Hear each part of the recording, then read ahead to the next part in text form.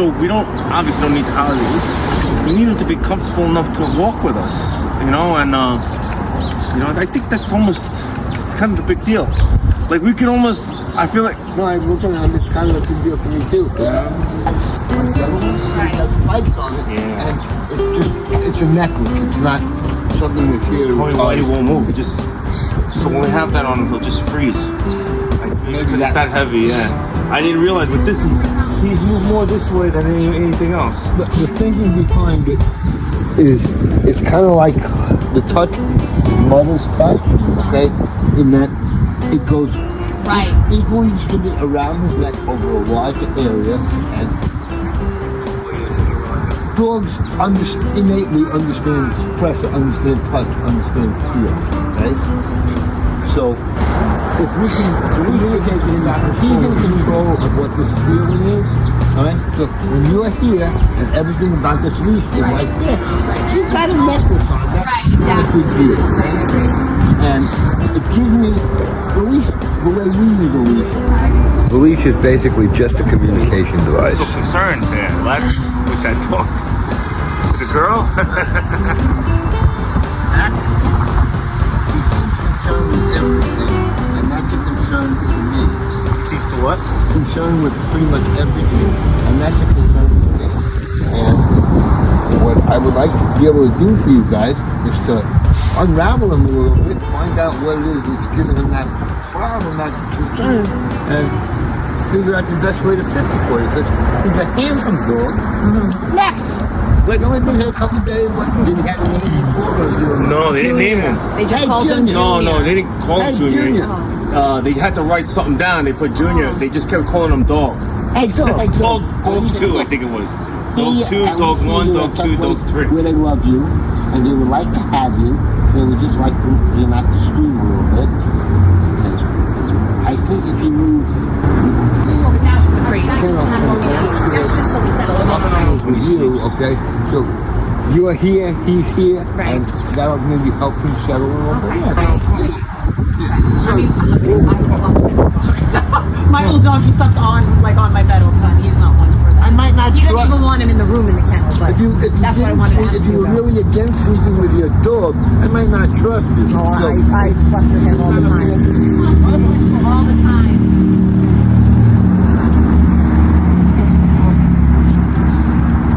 So should we buy this collar? It's not that I'm such a nice guy. It's just that I don't want to say, hey, you need this piece of equipment or that piece of equipment, and you come here with some pet smart piece of garbage, and 2 weeks later it's going to break. Right? We use real equipment around here because we have real dogs with real needs, and I don't want to be buying this at least 12 times over the next 6 months. So everything here is part of our commitment to you.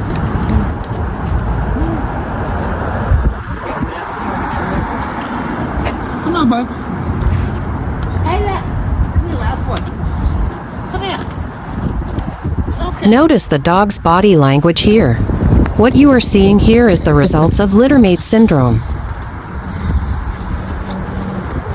He has never learned how to function on his own.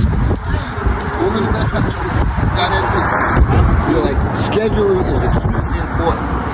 Like us, they're creatures of habit. The structure in their day gives them comfort, gives them confidence. One less thing to have to worry. Right. That's what I was telling him I used to do with my old boxer roll. I had him first before we even met her, and he was mine. So, we would get up, and we would just leave him alone. Get up, go take him for a walk, he'd come back in, feed him, walk him, I'd go to work, like we had a routine. Don't drop the leash with your cat.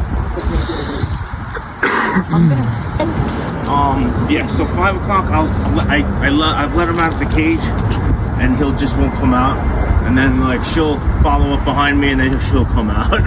I try to hit he'll scratch on the door, right? He scratches on the door, and then he'll slap on the door when he wants to come back in. This is further than they have gotten the dog to walk since they have him. Less of the 2 evils, we'll just let him out and go in the backyard and clean up. At this point, at this stage, if you have to settle for the lesser of 2 evils, go there every time. Yeah. Okay? We were trying to the backyard? Yeah. So wherever it is that he's not using the house as a toilet. Right, he has it. He that one time when I first put him in the crate for the first time, the nylon one, we went upstairs and I just heard Good boy. rumbling. He pooped right out of it. It's a zipper one. Yeah, He jumped out and then he pooped. But the funny part is, he made sure he pooped around the carpet. He didn't poop on the carpet. Like he peed on the outside like he avoided the carpet, which was like, all right, thank you. I was like, not bad. Hey, thank God for small favors. Yeah.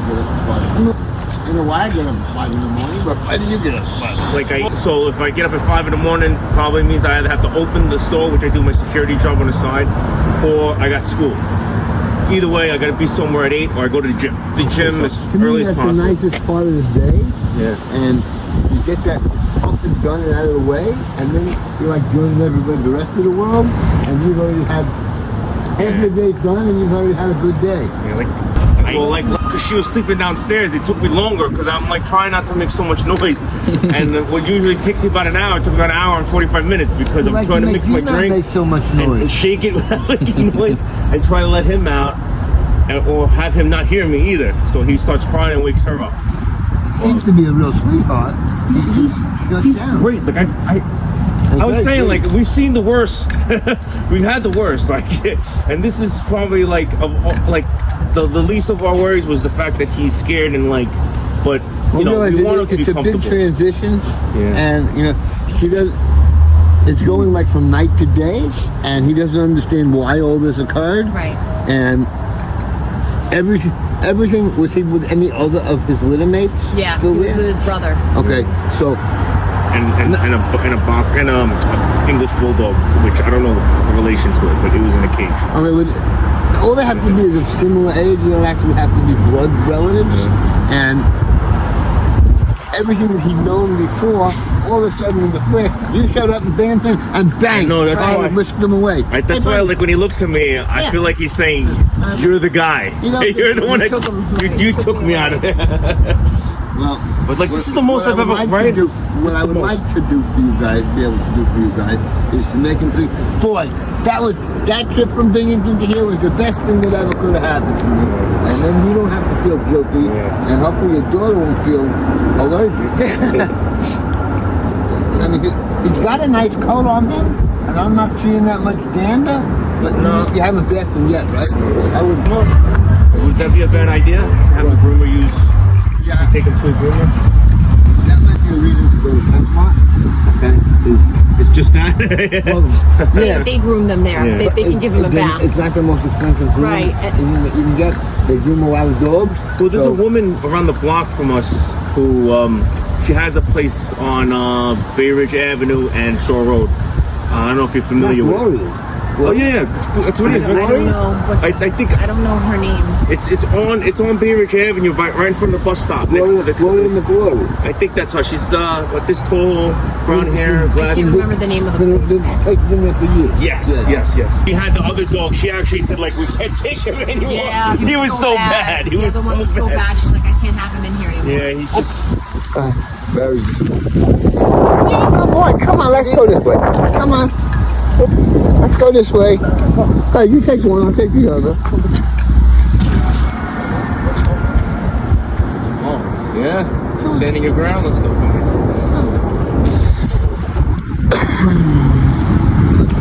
Huh? You can? Yes? Yeah, good boy.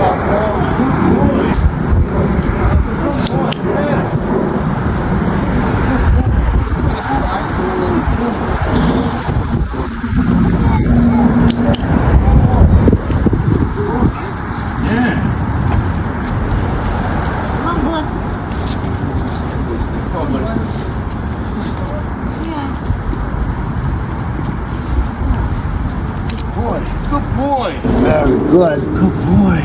Very good. You're a real softie.